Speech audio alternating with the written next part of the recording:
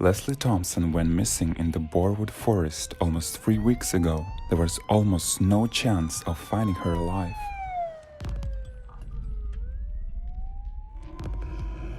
The impassable forests, wild beasts, and cold nights should have killed her a week ago. A police car drove across the wooded area. The patrol was finishing its business and returning to the station.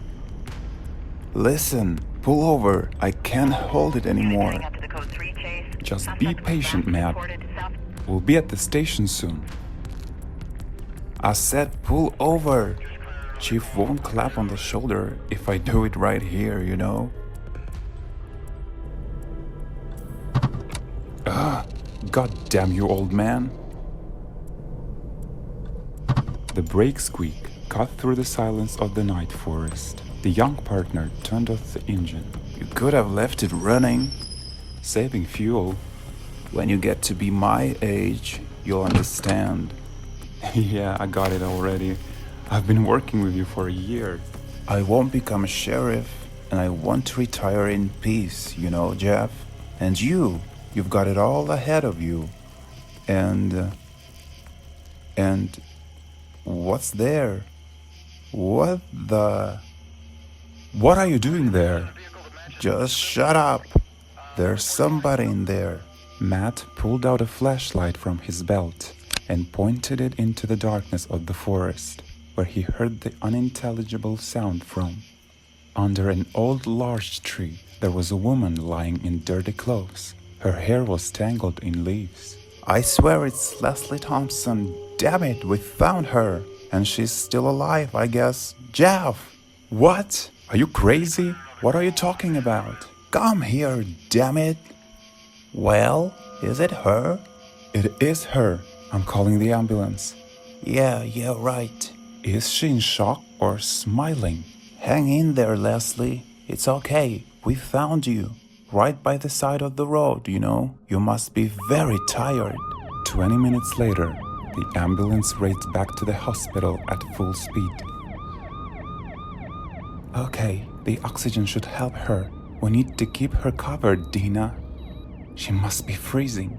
The young EMT noticed something strange under the victim's left eye. It was as if there was something under the skin, something that looked like a strap emerged from the cheek of sleeping Leslie. It wriggled as if it was some kind of worm. Oh my God, Mark, she has a parasite or something. The next day, the whole town knew about her. Rob Thompson, her son, and her older sister were called to the hospital only in the morning and had been told that Leslie was perfectly healthy and could be taken home. Rob looked at his mother and couldn't recognize her. Is that her? We all understand that Leslie was only found yesterday and she was in a very bad condition, but shouldn't she be in aftercare? Look how she looks. Trust me, Mrs. Braxton. The swelling will disappear in a couple of days. She can't talk yet. We didn't call you last night because we had a lot of work and it was the middle of the night. Doctor, besides the dress, I don't recognize this woman. Rob, it's your mother. She's just... Is this any way to welcome someone back? You're very lucky we found her alive. One more day and the outcome would have been different. We'll help you get her in the car. Rob Thompson was returning home with mixed feelings. In the backseat, there was a woman who looked nothing like his beautiful mother. Now it was a desiccated and gray-skinned mummy with a creepy smile. They drove up to the house and the aunt went inside with them. Rob, give your mom some chicken soup and put her to bed. She needs her rest now. And tomorrow we'll see. Maybe resting at home will really help her. Rob furtively looked at his mother, who stood there like a statue, breathing heavily.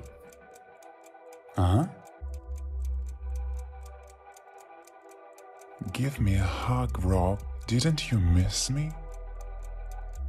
There you go. She's talking. Well, Leslie, I'm leaving. So if you need anything, Rob, call me. And Leslie, we're happy to see you.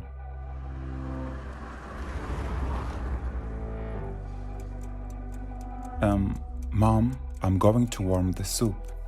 Shut your mouth and go to your room so I don't see you here.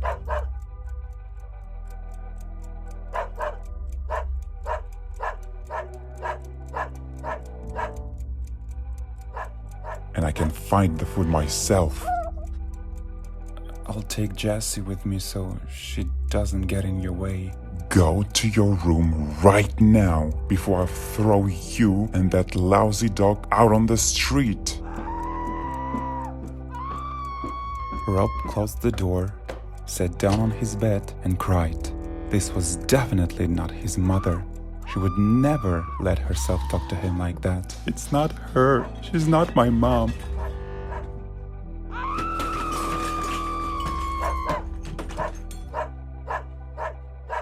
Huh? Jessie? There was silence. Then Rob heard footsteps on the stairs. Someone was coming up. Someone who used to be his mother. Sonny, I'm really hungry.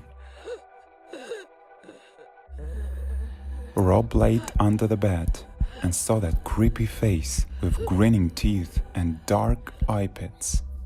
But then the front doorbell rang and the creature ran downstairs. Auntie! Rob ran out of the room and looked down to the first floor. It was the neighbor. At least now she was lying on the floor and the skinny creature in his mother's body was leaning over her. It was slurping, tearing at the flesh with its teeth and breathing heavily, and then it stopped. The head slowly turned and stared at Rob. Come here, naughty boy. Rob rushed to the window at the end of the second floor hall. His arms and legs was unresponsive at all, but something was carrying him away. Fear and adrenaline was overflowing his body. It ate Miss Pax. It was smacking, throwing pieces around. Come here, you damn rascal. Rob jumped from the second floor onto the soft lawn and ran onto the road. His eyes flooded with tears, the grass and dirt in his mouth crunched as he fell, and his legs were no longer following him.